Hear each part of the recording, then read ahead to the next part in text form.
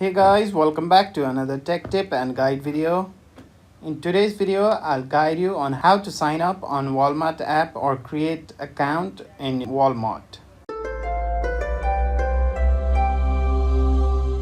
First of all, to do that, you need to download Walmart app from App Store.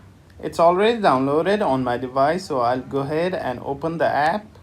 Now to create a new account, you have to tap on the three lines on the top left corner of the screen. So tap on that and you'll see lots of options here. And to create a new account, tap on sign in, which is on the top right side of the screen. Now in this screen, you have to go to create an account. So tap on that. Now fill in the details. What I have done here is first I entered my first name, and in second option your last name.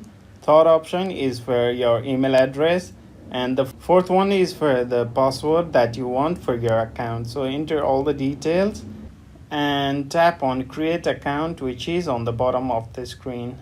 This is how you create a new account in Walmart app. If this video was helpful to you, please like the video and subscribe to our channel for other helpful updates.